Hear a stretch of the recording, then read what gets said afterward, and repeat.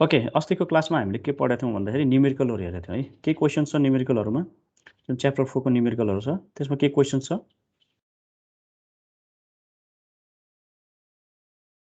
के क्वेसन छ हेरेको छ कि छैन अगाडि न्युमेरिकल?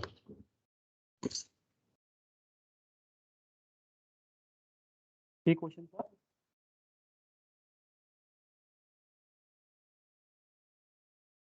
ओके, छैन भनेदेखि एउटा हामी हेर्छौँ variable multiple direction of propagation भएकोवाला चाहिँ एउटा न्युमेरिकल कसरी गर्छौँ भनेर है। अस्ति पनि मैले अलिकति भन्न त भने होला, आज एकचोटि त्यसको डिटेल हेरौँ है। जस्तै यसको हाम्रो 73 चैत्रमा सोधेको क्वेसन छ।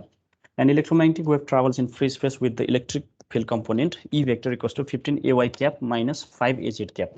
भनेको इलेक्ट्रिक फिल्ड कम्पोनेन्ट के भयो त भन्दाखेरि दुईटा डिरेक्सनमा भेरिएसन पनि छ अनि यसको प्रोपागेसन डिरेक्सन पनि के छ त दुईटा डिरेक्सन छ, 3Y र 5Z छ भनेपछि अब यस्तो केसमा चाहिँ हामी के गर्छौँ त भन्दाखेरि अरू नर्मल केसमा जस्तो सिंगल प्लेनमा जस्तो के हुँदैन त भन्दाखेरि यहाँनिर प्रोपागेसन डिरेक्सन हामीले रिप्रेजेन्ट गर्न पाउँदैन। भनेपछि यसमा दुईटा प्रोपागेसन डिरेक्सन छ, त्यो कारणले गर्दाखेरि के हुन्छ त भन्दाखेरि यसमा हामीले कम्बाइन्ड फर्मको चाहिँ हामीले एग्रिगेटेडवाला प्रोपागेसन डिरेक्सन निकाल्नुपर्छ। त्यसको लागि के गर्छौँ त भन्दाखेरि रिप्रेजेन्ट गर्छौँ हामीले केएक्स केवाई र केजेडको टर्ममा है।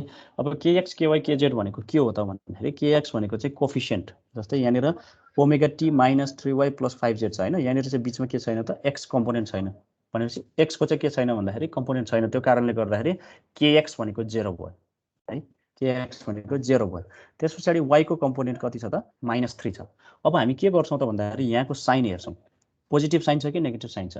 हो, यहाँ नेगेटिभ साइन छ भनेदेखि पोजिटिभ एजुम गर्छौँ हामी, भन्नुको अर्थ यहाँ पोजिटिभ नेगेटिभ साइन छ -3 छ भन्नुको अर्थ केवाई इक्वल्स टु +3 है, +3 गर्छौँ। यो भनेको चाहिँ डिरेक्सन अफ प्रोपागेसनको आधारमा चाहिँ हामीले त्यसको भ्यालुजहरू लिन्छौँ, त्यसपछि +3 हुने भयो। अब यहाँ +5 छ भनेदेखि यहाँनिर -5 हुन्छ केजेड भनेको चाहिँ हो। यो जुन भेक्टर छ यो भनेको के भेक्टर भन्छौँ, के आई भेक्टर भनेर भन्छौँ, इन्सिडेन्स भेक्टर भनेर भन्छौँ कि इन्सिडेन्स भेक्टरको के डिरेक्सनको भेक्टर भनौँ होइन। अब यो आइसके पछाडि हामी के गर्छौँ त भन्दाखेरि यसको जुन भ्यालु आउँछ भेक्टर आउँछ त्यो भेक्टरको चाहिँ जुन एम्प्लिट्युड अथवा जसको चाहिँ म्याग्निट्युड भ्यालु छ त्यो म्याग्निट्युड भ्यालुलाई चाहिँ हामी के भन्छौँ त भन्दाखेरि बिटा फेज कन्स्ट्यान्ट है, अथवा वेभ नम्बर बिटा भनेर भन्छौँ। द्याट इज बिटा is the magnitude of this vector. अनि त्यस पछाडि चाहिँ हामी के गर्छौँ भन्दाखेरि यसको चाहिँ जुन इन्सिडेन्ट भेक्टर अथवा यसको भ्यालु जुन छ यसको चाहिँ युनिट भेक्टर निकाल्यो भनेदेखि त्यो भनेको direction of propagation, that is A K I भनेको चाहिँ के हो त डिरेक्सन अफ प्रोपागेसन। हामी पहिला चाहिँ डिरेक्सन अफ प्रोपागेसन एपी भनेर गर्थ्यो, त्यो डाइरेक्ट केबाट थाहा हुन्थ्यो भन्दाखेरि यहाँ सिङ्गल प्रोपागेसन डिरेक्सन हुन्थ्यो, त्यही भएर हामीले डाइरेक्ट लिन्थ्यौँ। तर यहाँनिर के छ भन्दाखेरि प्रोपागेसन डिरेक्सन मल्टिपल छ, त्यो कारणले गर्दा हामीले कम्बाइन्ड प्रोपागेसन डिरेक्सन निकाल्छौँ। यहाँनिर कम्बाइन्ड प्रोपागेसन डिरेक्सन निकाल्दाखेरि यसमा कति आउँछ त भन्दाखेरि यो जस्ट के भेक्टर निकाल्छौँ केआई भेक्टर, यो डिभाइडेड बाई म्याग्निट्युड अफ केआई, त्यो गर्दाखेरि हाम्रो के आउँछ त भन्दाखेरि कम्बाइन्ड भेक्टर युनिट भेक्टर आउँछ, जसलाई हामी के भन्छौँ त डिरेक्सन अफ प्रोपागेसन डिरेक्सनको भेक्टर भनेर भन्छौँ है। भनेपछि हामीले के गर्छौँ त भन्दाखेरि एपीको ठाउँमा एकेआई भनेर युज गर्छौँ, अरू सबै सेम है। भनेपछि यहाँनिर हामीले सरर यति गर्छौँ, यो पार्टदेखि पछाडि भनेको सबै सेम हो, जस्ट यहाँनिर एपीको ठाउँमा एकेआई निकाल्छौँ है। यो भनेको हाम्रो मल्टिपल डिरेक्सन अफ प्रोपागेसन भएको केस भयो। अब त्यो पछाडि एउटा चाहिँ हाम्रो लस ट्यान्जेन्ट भन्ने टर्मिनोलोजी छ है। लस ट्यान्जेन्ट भनेको के हो त यो एउटा पढौँ, त्यसको न्युमेरिकल पनि छ, त्यही भएर हामीले न्युमेरिकलको लागि चाहिँ यो सरर एकचोटि हेरौँ है। लस ट्यान्जेन्ट भनेको के हो त भन्दाखेरि यो एउटा ट्यान रेसियो हो अथवा ट्यान थीटा भ्यालु हो है, जसले के गर्छ त भन्दाखेरि जसले चाहिँ यो डिस्प्लेसमेन्ट करेन्ट डेन्सिटी र कन्डक्सन करेन्ट डेन्सिटीको चाहिँ एक्सप्रेसनलाई चाहिँ अथवा दुइटालाई चाहिँ रिलेट गर्छ। जस्तो हाम्रो कस्तो हुन्छ भन्दाखेरि जब टाइम भ्यारिङ करेन्ट फ्लो हुन्छ अथवा टाइम भ्यारिङ फिल्ड हुन्छ त्यो केसमा के हुन्छ त भन्दाखेरि डिस्प्लेसमेन्ट करेन्ट आफै के हुन्छ त अटो एड भएर हुन्छ। किन भन्दाखेरि हामीले अगाडि एम्पियर सर्किटको ल पढ्दाखेरि के पढेको थियौँ भन्दाखेरि del D vector by del T जुन डिस्प्लेसमेन्ट करेन्ट छ त्यो यदि कुनै पनि फिल्ड चाहिँ टाइमसँग चाहिँ भ्यारी भएको छ भने त्यहाँनिर इन्ड्युस्डवाला जुन डिस्प्लेसमेन्ट करेन्ट छ त्यो डिस्प्लेसमेन्ट करेन्ट चाहिँ जेनेरेट हुन्छ है, जसले गर्दाखेरि त्यो पनि सर्टेन सिग्निफिकेन्ट हुन्छ त्यसको पनि, जसले गर्दाखेरि के हुन्छ भन्दाखेरि त्यो कारणले गर्दाखेरि चाहिँ ल्यागिङ हुने। अब नर्मली चाहिँ कहाँ देखिन्छ त भन्दाखेरि यो हाम्रो कन्डक्टिभिटी हाई भएको मेटेरियल भन्नासाथ कन्डक्टरहरूमा चाहिँ जेनरली यो के हुन्छ त भन्दाखेरि यस्तो प्रपर्टी चाहिँ देखिन्छ, डिस्प्लेसमेन्ट करेन्टहरू चाहिँ देखिन्छ है। त्यो कारणले गर्दाखेरि त्यहाँनिर के हुन्छ त भन्दाखेरि जुन इलेक्ट्रोम्याग्नेटिक वेभ पास गर्छौँ त्यहाँनिर के हुन्छ त लस हुन्छ है, लस हुन्छ हो त्यो लस के कारणले हुन्छ भन्दाखेरि त्यो डिस्प्लेसमेन्ट करेन्टको कारणले गर्दाखेरि लस हुन्छ र अब यो जुन एङ्गल छ फेजर फर्ममा रिप्रेजेन्ट गर्दाखेरि त्यो एङ्गललाई जुन एङ्गल डिस्प्लेसमेन्ट करेन्ट र कन्डक्सन करेन्ट बिचको ल्यागिङ जुन छ त्यो ल्यागिङ एङ्गललाई चाहिँ हामीले फेजरमा रिप्रेजेन्ट गर्दाखेरि त्यो बिचको रेसियो भनौँ न होइन कन्डक्सन करेन्ट डेन्सिटी र डिस्प्लेसमेन्ट करेन्ट डेन्सिटी बिचको रेसियोलाई चाहिँ हामी के भन्छौँ त लस टेन्जेन्ट भनेर भन्छौँ है। अब यसलाई सरर एकचोटि हेरौँ। Since E vector and H vector are out of phase by theta eta. Theta eta भनेको इन्ट्रान्जिक इम्पिडेन्सले गर्दाखेरि आउनेवाला फेज डिफरेन्स है। At any instant of time due to the complex intrinsic impedance of the medium E vector leads H vector or H vector lacks E vector by theta eta. Then the ratio of the magnitude of the conduction current density sigma, conduction current density भनेको sigma, displacement current लाई JD भनेर देखाएको छ है, to that of the displacement current density JDS in lossy medium is भनेको यो दुईटा जुन एम्प्लिट्युड भन्दा साथ म्याग्निट्युड भनेको जो हो त्यो दुईटा बिचको म्याग्निट्युडको रेसियोलाई चाहिँ के भन्छ त लस टेन्जेन्ट। यसलाई फर्दर हामीले के गर्न सक्छौँ त भन्दाखेरि सिग्मा भनेको यो कन्डक्सन करेन्ट डेन्सिटी भनेको चाहिँ हाम्रो जुन ओम्स लले गभर्न गर्नेवाला जुन डेन्सिटी छ करेन्ट डेन्सिटी त्यसलाई हामी के भन्छौँ त सिग्मावाला अथवा कन्डक्सन करेन्ट डेन्सिटी। त्यस पछाडि यो डिस्प्लेसमेन्ट करेन्ट भनेको चाहिँ के हो त हामीले यो जुन टाइम भ्यारिङ फिल्डमा देखिनेवाला डिस्प्लेसमेन्ट करेन्ट जुन चाहिँ हामीले अगाडि del D vector by del T गरेको थियौँ फेजर फर्ममा रिप्रेजेन्ट गर्दाखेरि डेल बाई डेल टी भनेको जे ओमेगा आउँछ है अनि एप्सिलोन इएस भनेको चाहिँ डिएसको ठाउँमा आएको ठिक छ।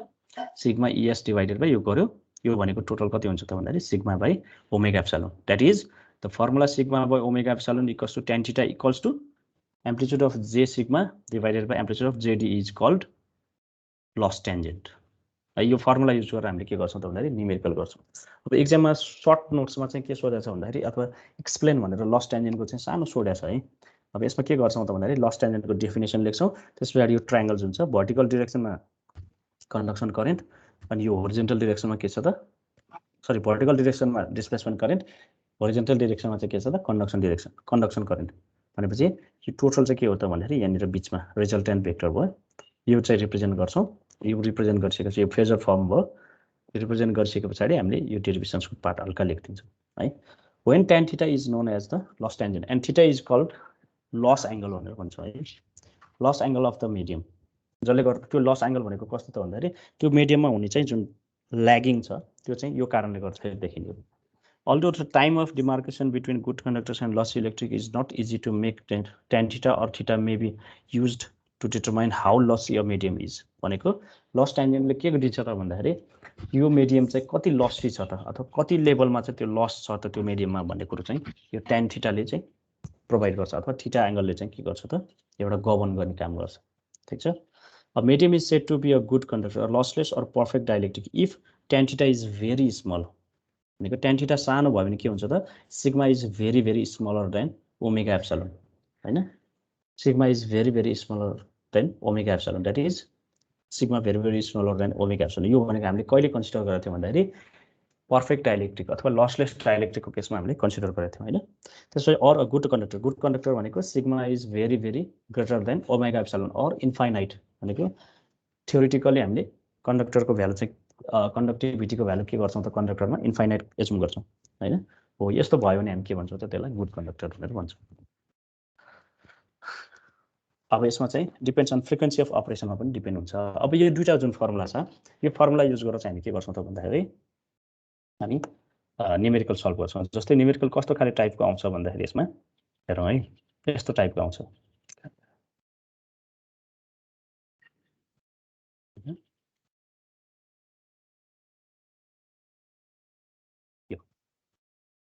यो चाहिँ धेरै पटक सोधेको छ है।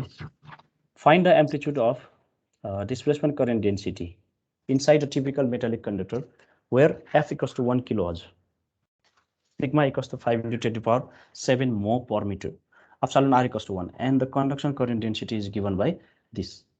यति दिएको छ भनेदेखि हामीले के गर्नु पर्यो त भन्दाखेरि डिस्प्लेसमेन्ट करेन्ट डेन्सिटीको एम्प्लिट्युड निकाल्नु छ ठिक छ। यो निकाल्नलाई हामीले के गर्नु पर्यो त भन्दाखेरि जुन अघिको फर्मुला छ यो फर्मुला याद हुनु पर्यो ठिक छ। यो जेएस मात्र राखेको छ भने चाहिँ कन्डक्सन करेन्ट डेन्सिटीको है। कसको माइक अन भइरहेछ है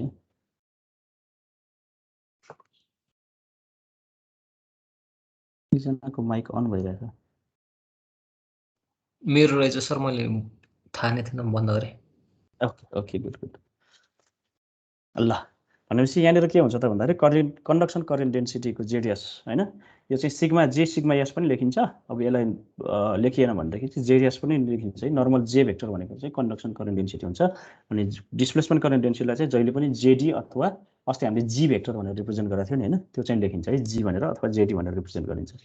अब यो छ हामीलाई यो फर्मुला अघि जुन लस टेन्जेन्टको डेफिनेसनबाट हामीले यो निकालेका छौँ। अब यहाँ सिग्मा दिएको छ, ओमेगा दिएको छ, एप्सिलोन दिएको छ है। अब यो दिइसके पछाडि हामीलाई के थाहा छ भन्दाखेरि जे भेक्टरको एक्सप्रेसन यो दिएको छ भने यसको एम्प्लिट्युड भनेको कति हुन्छ त 10⁻7। भनेपछि डाइरेक्ट हामीले यसलाई ल्याएर यहाँ राख्न सक्छौँ, अनि यो एक्सप्रेसनलाई चाहिँ सल्भ गऱ्यो भनेदेखि जेडिएसको भ्यालु आउँछ है। हामीले गर्ने पनि त्यही हो, जस्तै जे भेक्टरको यति आयो भने जे भेक्टरको ठाउँमा चाहिँ हामीले 10⁻7 निकाल्यो। अब यहाँ एस भनेको कारणले गर्दाखेरि फेजर फर्ममा एकचोटि चाहिँ लैजानु पऱ्यो है। अब फेजर फर्ममा लगिसके पछाडि यसको एक्सप्रेसन आउँछ यस्तो खाले, अनि यसको एम्प्लिट्युड भनेको कति हुनु त यो अगाडिको भ्यालु मात्र आउँछ। यो कम्प्लिटली गरिराख्नु पर्दैन, जस्ट यसको एम्प्लिट्युड भन्नासाथ यसको फेजर फर्ममा लगेको जुन छ नि हो यो हो, यो भनेको एम्प्लिट्युड, यो भनेको के हो त फेज हो। भनेपछि 10⁻7 भनेको हामीले डाइरेक्ट लेख्न पाएँ, 10⁻7/जेडिएस भयो। यो निकाल्दाखेरि डाइरेक्ट मल्टिप्लाई गऱ्यो भनेदेखि amplitude of displacement current density यो आयो है। अब यहाँ अरू पनि छ न्युमेरिकल, यो क्वेसन चाहिँ धेरै पटक सोधेको छ यस्तो खाले, 69 मा पनि यस्तै खाले सोधेको छ। यहाँ सिग्मा दिएको छ, एप्सिलोन म्यू दिएको छ, यहाँनिर ओमेगा पनि छ है, यहाँबाट निकाल्न सकिन्छ है। ठिक छ, यहाँ पनि सोधेको छ 73 श्रावणमा पनि त्यही क्वेसन सोधेको छ। जे भेक्टर दिएको छ, यो फर्मुला लगाएर हामीले गर्न सक्छौँ। ठिक छ, यो चाहिँ जस्ट सिम्पल क्वेसन छ है, तर यहाँनिर न्युमेरिकलमा चाहिँ धेरै पटक सोधेको क्वेसन छ है लस टेन्जेन्टको। हामीले डेफिनेसन्स पनि पढ्यौँ लस टेन्जेन्टको, लस टेन्जेन्ट भनेको के हो भनेर पनि पढ्यो, लस टेन्जेन्टले के गर्छ त्यो कहाँबाट आएको भन्ने कुरा पनि पढ्यो है, त्यसको न्युमेरिकल सल्युसन्स पनि पढ्यो। अब हामी जाउँ अर्को क्वेसनमा, क्वेसन ब्याङ्कतिर जाउँ। हाम्रो क्वेसन ब्याङ्कमा चाहिँ के क्वेसन्सहरू कस्तो कस्तो क्वेसन्सहरू छ त हेरौँ है।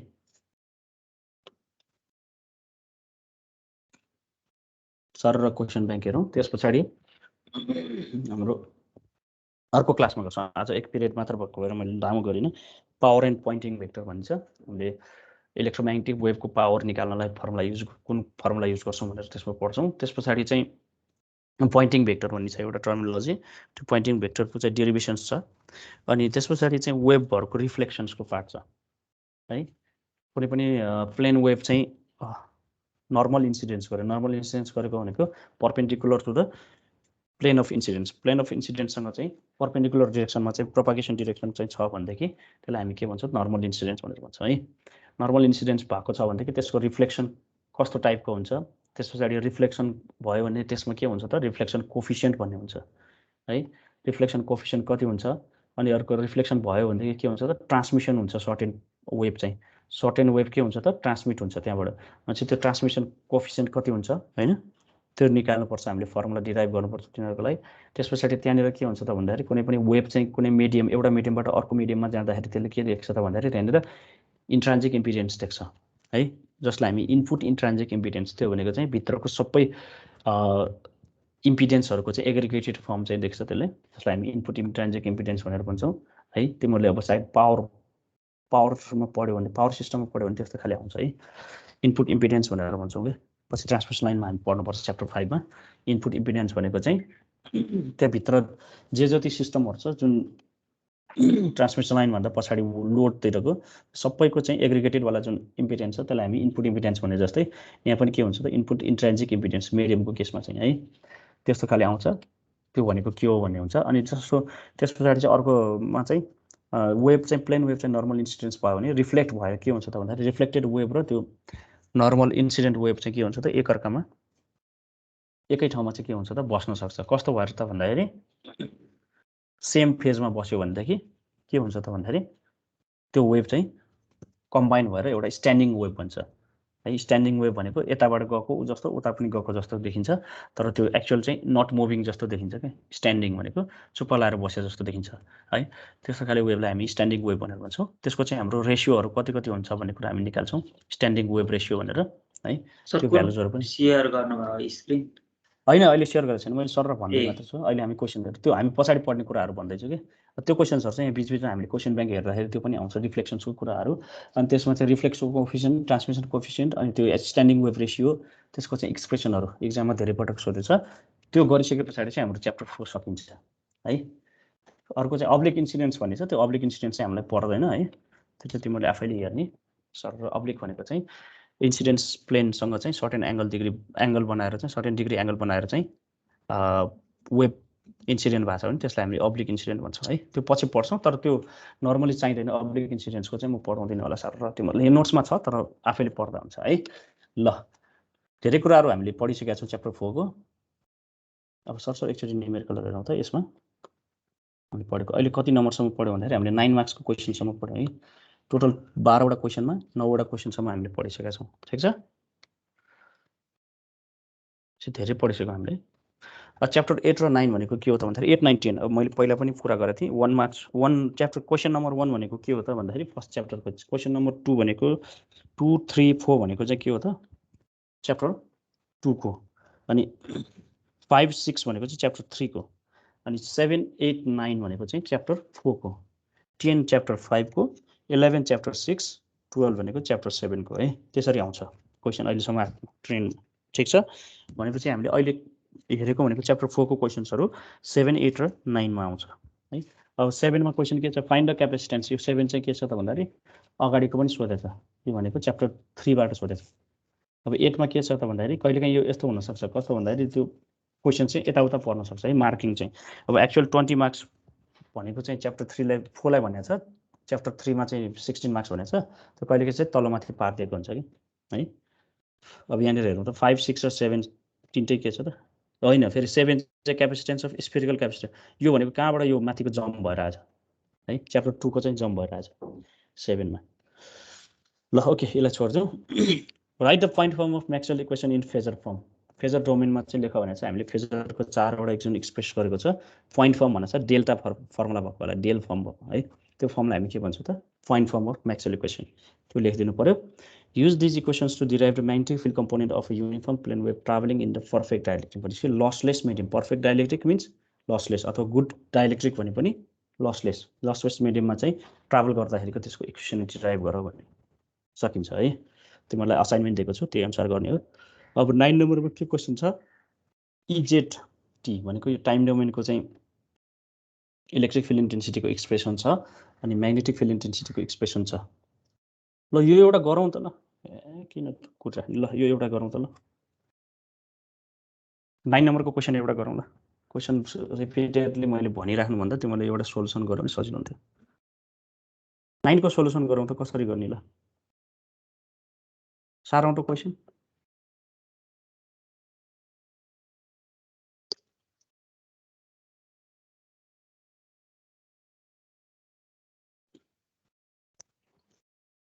क्वेसन गर्दै हो, सबैले सार्लाई हो।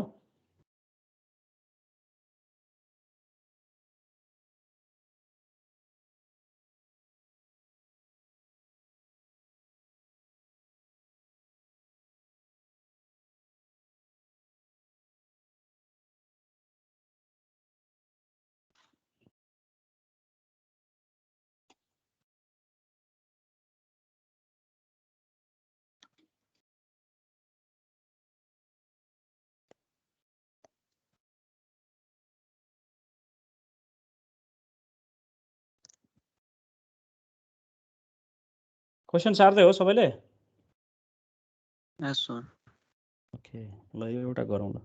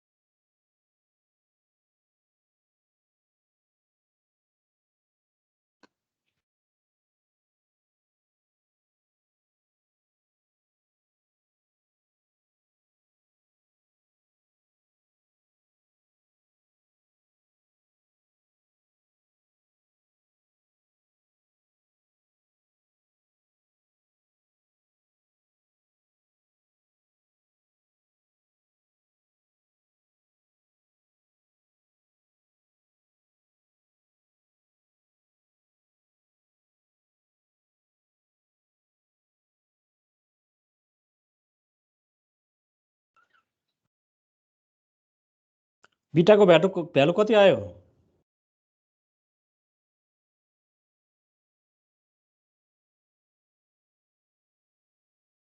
कतिजनाले सल्भ गर्यो खोइ? What is the value of beta?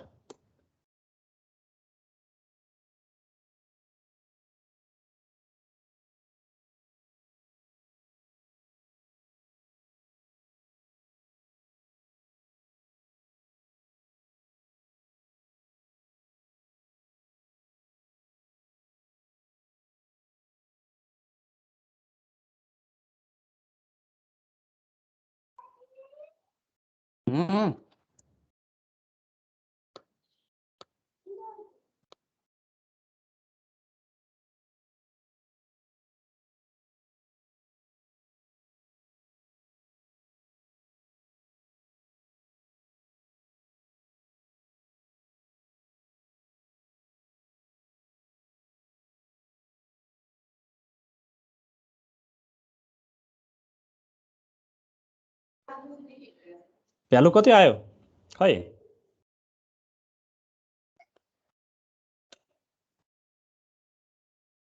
बिटाको value खै?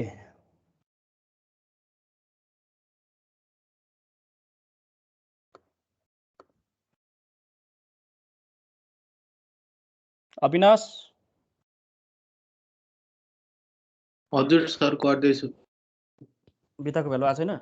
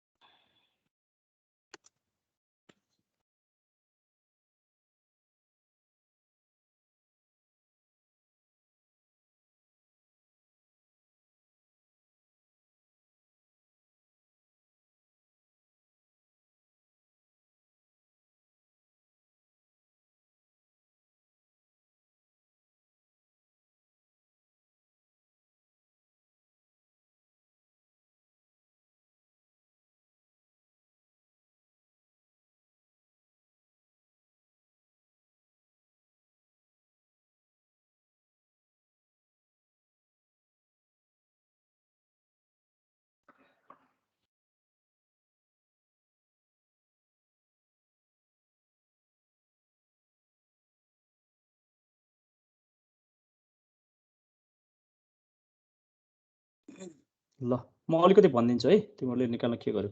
यहाँ के हुन्छ भन्दाखेरि हाम्रो लसलेस मिडियम भएपछि फर्मुला के छ? Beta equals to omega into under root mu epsilon. ठिक छ, अन्डर रुट म्यू एप्सिलोन। अब म्यू एप्सिलोन भन्ने चिज चाहिँ हामीलाई दिएको छैन, त्यो कारणले के गर्छौँ भन्दाखेरि म्यू एप्सिलोनलाई हामीले भेलोसिटीको फर्ममा लान्छौँ। यहाँ भेलोसिटीको भ्यालु दिएको छ भनेपछि के गर्छौँ त भन्दाखेरि ओमेगा डिभाइडेड बाई के हुन्छ त under root mu epsilon. Omega divided by के हुन्छ त अन्डर रुट के 1 by under root mu epsilon हुन्छ भने त्यो भनेको 1 by under root mu epsilon भनेको भी आउँछ, भेलोसिटी अफ प्रोपागेसन भीपी आउँछ। भीपीको भ्यालु 1.4 छ भनेपछि हामीले के गर्न सक्छौँ त बिटा equals to omega by V propagation. अब यहाँ ओमेगा भनेको कहाँबाट निकाल्छौँ त भन्दाखेरि ओमेगा भनेको यसलाई कम्पेरिजन गर्छौँ, ओमेगा भनेको 10⁻7 पाई, द्याट इज ओमेगा टी हुन्छ नि त होइन। यो ओमेगा भयो 10⁻7 पाई डिभाइडेड बाई कति हुन्छ त 1.4 × 10⁻8 मिटर पर सेकेन्ड भनेपछि यहाँबाट हामीले बिटा निकाल्छौँ। ठिक छ, this 10⁻7 pie divided by this velocity, यो भनेको हाम्रो बिटा आयो। त्यस पछाडि ल्याम्डा निकाल्यो भने ल्याम्डा कसरी निकाल्ने त? बिटा आइसकेपछि ल्याम्डा आइहाल्यो, lambda equals to twice pi by beta आयो होइन, अथवा beta equals to twice pi by lambda हो नि त होइन। त्यसबाट हामीले के गर्न सक्छौँ? ल्याम्डाको भ्यालु निकाल्न सक्छौँ। अनि इन्ट्रान्सिक इम्पिडेन्स इटा, अब इटा कसरी निकाल्छौँ भन्दाखेरि इटा इक्वल्स टु हामीलाई थाहा छ म्यू बाई एप्सिलोन, तर यहाँ म्यू र एप्सिलोनको भ्यालु थाहा छैन भने हामीले कसरी निकाल्छौँ त भन्दाखेरि हाम्रो जुन म्याग्नेटिक र इलेक्ट्रिक फिल्ड कम्पोनेन्टको चाहिँ ई नट र एच नटको जुन एक्सप्रेसन छ त्यसमा चाहिँ निकाल्छौँ। भनेपछि हामीले के थाहा छ भन्दाखेरि H naught equals to E naught divided by eta हो नि त होइन। यहाँनिर एच नट भनेको कति छ त 3.8, ई नट भनेको कति छ 1800 भनेपछि इटा इक्वल्स टु कति हुने भयो त भन्दाखेरि 1800 डिभाइडेड बाई 3.8, त्यो भनेको चाहिँ इटा हुने भयो, इन्ट्रान्सिक इम्पिडेन्स। ठिक छ, त्यो गरिसके पछाडि हाम्रो इटाको भ्यालु आयो। अब म्युआर र एप्सिलोन आर कसरी निकाल्ने त भन्दाखेरि म्युआर र एप्सिलोन आरको लागि चाहिँ दुईटा इक्वेसन आउँछ। एउटा इक्वेसन छ भेलोसिटीको एक्सप्रेसन, भेलोसिटीको एक्सप्रेसन के छ? v equals to 1 by under root mu epsilon, mu epsilon भनेपछि mu naught mu r into epsilon naught epsilon r हैन त्यसबाट आउँछ एउटा त्यसपछि अर्को एक्सप्रेसन भनेको केबाट आउँछ त भन्दाखेरि हाम्रो इन्ट्रान्सिक इम्पिडेन्सको फर्मुला भनेपछि इटा इक्वल्स टु कति हुन्छ त under root mu by epsilon mu भनेको mu naught into mu r divided by epsilon naught into epsilon r हो यो एउटा इक्वेसन आउँछ अर्को एउटा इक्वेसन हुन्छ दुईटा भेरिएबलको भ्यालु निकाल्नु छ दुईटा इक्वेसन छ भनेपछि त्यसलाई हामी के गर्छौं त भन्दाखेरि सोलुसन निकाल्छौं दुईटाको त्यो दुईटाको सोलुसन निकाल्सकेपछि जुन भ्यालु आउँछ त्यो भनेको एप्सिलन नट के एप्सिलन आर र म्यू आर को भ्यालु आउँछ ठीक छ सकिन्छ होला है अब मैले सरसर भनिसके सोलुसन सकिन्छ होला है तिमीले गर्नु ल आफै अब जाउँ हामी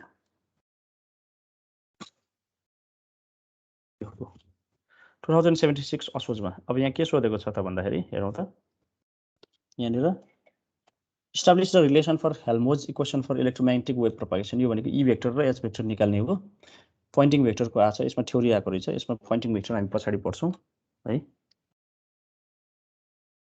यसमा अरु छैन त्यसपछि हामी एक्जाममा आएको क्वेशन पीडीएफ बाट हेरौँ त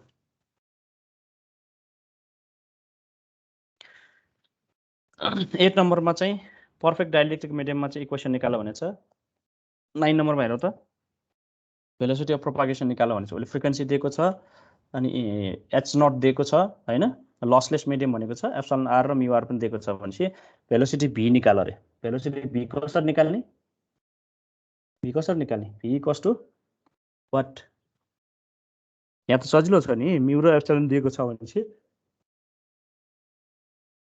v equals to 1 by under root mu epsilon अस्ति मैले फर्मुला लेखिदिएको छु नि फर्मुला एकचोटि सरसर हेर्नु त हेर्न सर देखिन्छ अनि वेभलेन्थ ल्याम्डा निकाल रे यहाँ फ्रिक्वेन्सी f दिएको छ v छ भनेदेखि ल्याम्डा इक्वल्स टु कति हुने भयो त v बाइ f ठीक छ भेलोसिटी v कति छ त माथिबाट निकाल्यौ हामीले f भनेको 9.4 गिगाहर्ज भनेपछि त्यहाँबाट हामीले ल्याम्डा निकाल्न सक्छौं अब अर्को छ फेज कन्स्ट्यान्ट भनेको बीटा बीटा कसरी निकाल्ने beta equals to twice pi by lambda हैन ल्याम्डाको भ्यालु माथिबाट निकालेपछि ट्वाइस पाई बाइ ल्याम्डा गर्यो भने हाम्रो बीटाको भ्यालु आयो त्यसबाट intrinsic impedance eta equals to under root mu by epsilon भनेपछि त्यहाँबाट म्यू र एप्सिलनको भ्यालु दिएकै छ त्यो हामीले राख्यो भनेदेखि इटाको भ्यालु पनि आयो अब magnitude of electric field intensity त अब इलेक्ट्रिक फिल्ड इन्टेन्सिटीको म्याग्निट्युड कति हुन्छ त भनेपछि हामीले एच नट भनेको चाहिँ 7 दिएको छ भने ई नट कति हुन्छ त भन्दाखेरि E naught equals to H naught into इटाको भ्यालु माथि निकाल्छ भनेपछि एकदम सजिलो छ यो है अब यहाँनिर यो भइहाल्यो त्यसपछि अर्को छ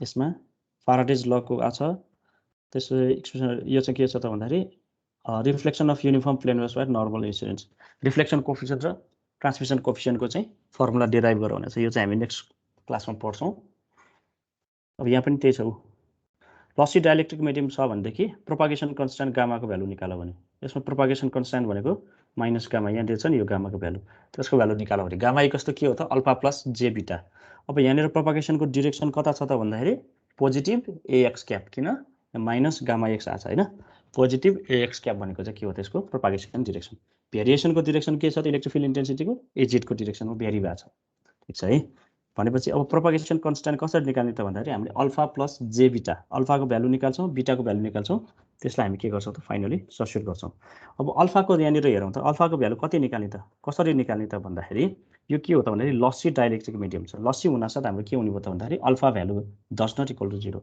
हामीले जुन फ्री स्पेस र लसलेस मिडियम पढेको थियौं त्यसमा के हुन्छ भन्दाखेरि अल्फा जुन एटेन्युएसन कन्स्ट्यान्टको भ्यालु के हुन्छ भनेर पढ्यौं 0 हुन्छ किन लस हुँदैन भनेछ नि त हैन किन अल्फा भनेको एटेन्युएसन कन्स्ट्यान्ट एम्प्लिट्युड के हुन्छ त घटाउँदै लान्छ तर लसलेस र फ्री स्पेसमा चाहिँ के हुँदैन त लस हुँदैन भनेर हामीले पढ्छौं भनेपछि यहाँनिर के हुन्छ त भन्दाखेरि प्रोपागेसन कन्स्ट्यान्ट यो लसी मिडियम भएको कारणले गर्दा अल्फा पनि हुन्छ बीटा पनि हुन्छ अब त्यसको हामीले फर्स्ट अस्ति मैले क्लासमा डिराइभ गर्दाखेरि के गरेको थिएँ भन्दाखेरि अल्फा र बीटाको भ्यालु निकालेको थिएँ नि हैन फर्मुला है लेखाएको पनि थिएँ लसी मिडियमको लागि अल्फा र beta what is the value of alpha भन्दाखेरि alpha equals to omega into under root mu epsilon by 2 अनि फेरि अंडर रुट अनि अर्को under root 1 plus sigma square by omega square epsilon square -1 त्यसपछि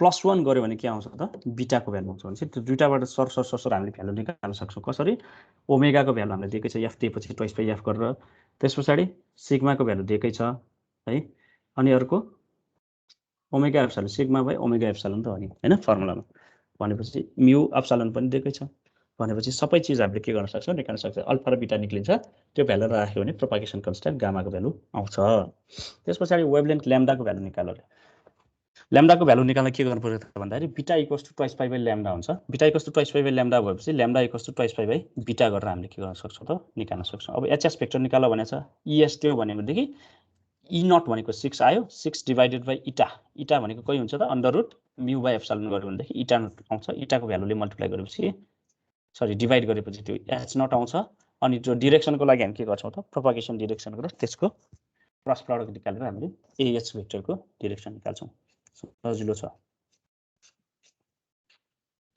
अब यहाँ यो अघि करेन्ट डेन्सिटीको अघि हामीले गरेको वाला क्वेसन हो यो है सेम क्वेसन छ त्यस पछाडि यहाँनिर चाहिँ डिफ्रेन्ट मेटेरियल्समा चाहिँ इन्सिडेन्ट हुँदाखेरि त्यसको फेनोमेना एक्सप्लेन गरेर त्यस पछाडि चाहिँ एक्सप्रेसन रिफ्लेक्सन कोएफिसिएन्ट र ट्रान्समिसन कोएफिसिएन्टको चाहिँ एक्सप्रेसन गरेर भनेको छ है यो हामी नेक्स्ट क्लासमा गर्छौँ यहाँनिर इको छ पोजिटिभ छ +2 छ भने नेगेटिभ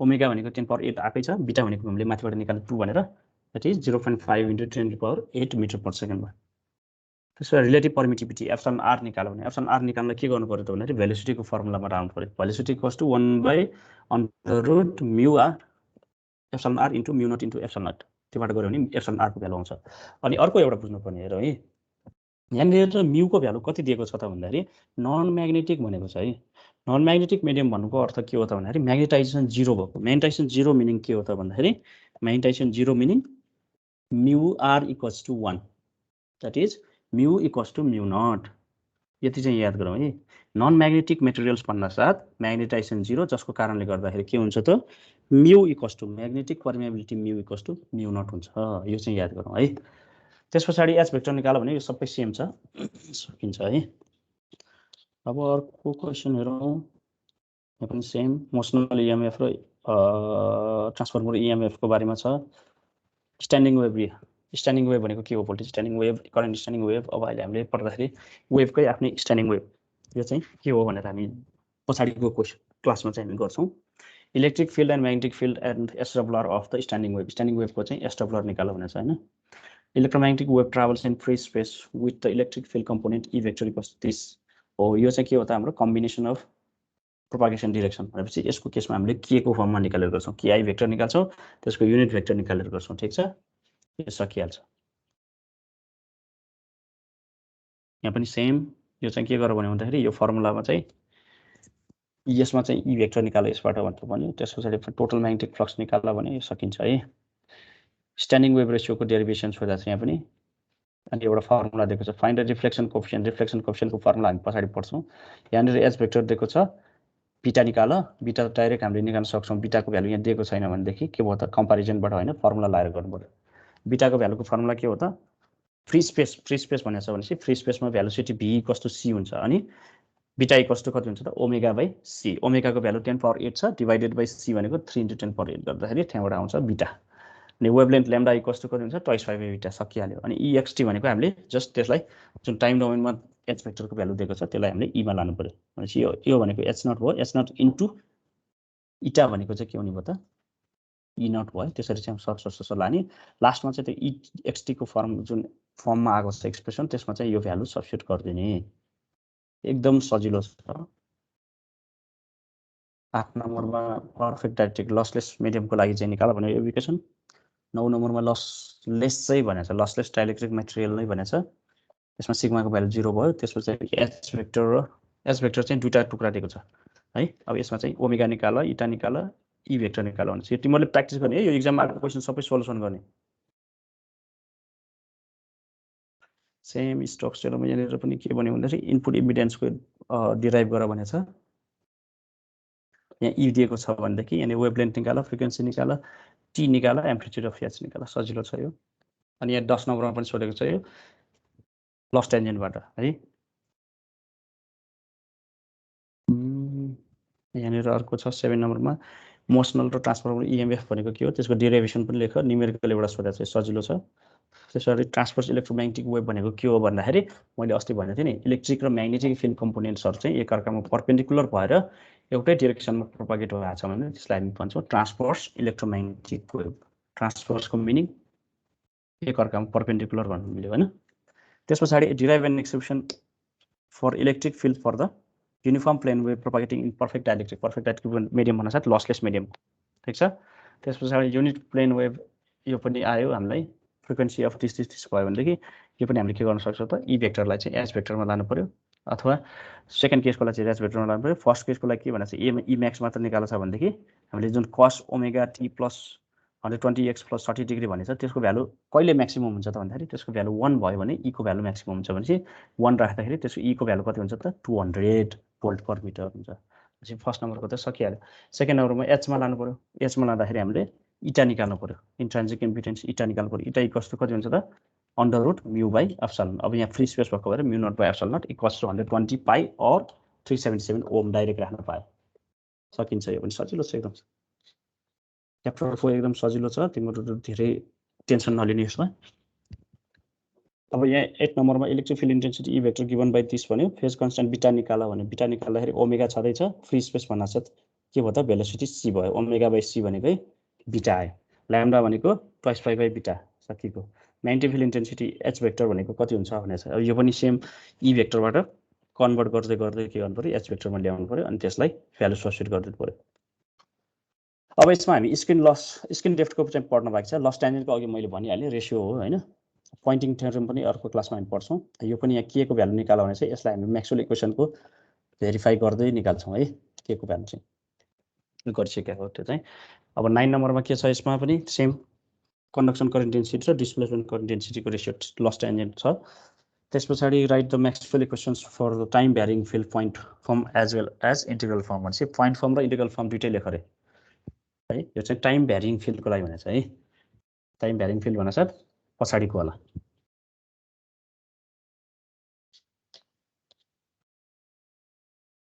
अब यहाँ पनि इन्ट्रान्सिक इम्पिडेन्सको सोधेको छ है।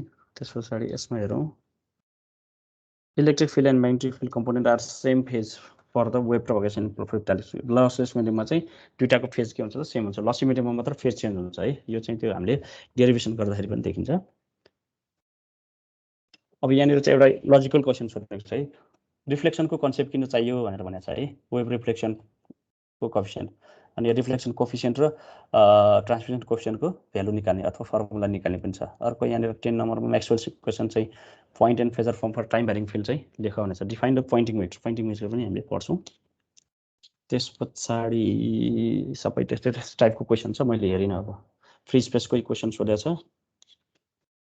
यहाँ पनि ट्रान्सफर्मर र मोसनल इएमएफ भनेको के छ भनेको छ। अब यसमा पनि सेम फर्मुलाहरू त्यस्तै टाइपको युज गरेर गर्ने भयो। पोइन्टिङ भेक्टरको पनि सोधेको रहेछ। अब यहाँनिर चाहिँ फ्री स्पेसको लागि क्वेसन निकाल भनेछ है। त्यस पछाडि यो के हो त भन्दाखेरि यो चाहिँ जस्ट हामीले अगाडि गरेको जस्तो फर्मुला लाएर गर्ने न्युमेरिकल भयो। अब लस टेन्जेन्ट पढिसकेका छौँ, डिस्प्लेसमेन्ट करेन्ट पढिसकेका छौँ, स्किन डेप्थ चाहिँ हामीले पढ्न बाँकी भयो। यो चाहिँ अर्को क्लासमा पढाउँला। ल भनेपछि हामीले धेरै कुराहरू कभर गरिसकेका छौँ है। यसमा केही क्वेसन छ भने सोधौँ। Any question?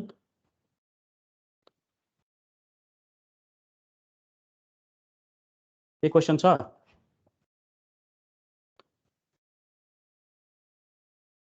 क्वेसन छ भने सोधौँ है, सबै चुप लाएर बसिरहेछ।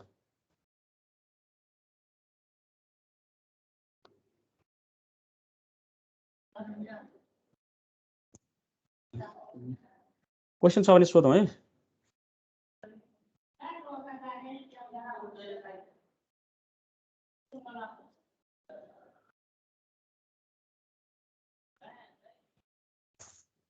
निकाल्यो एस्टिमेट?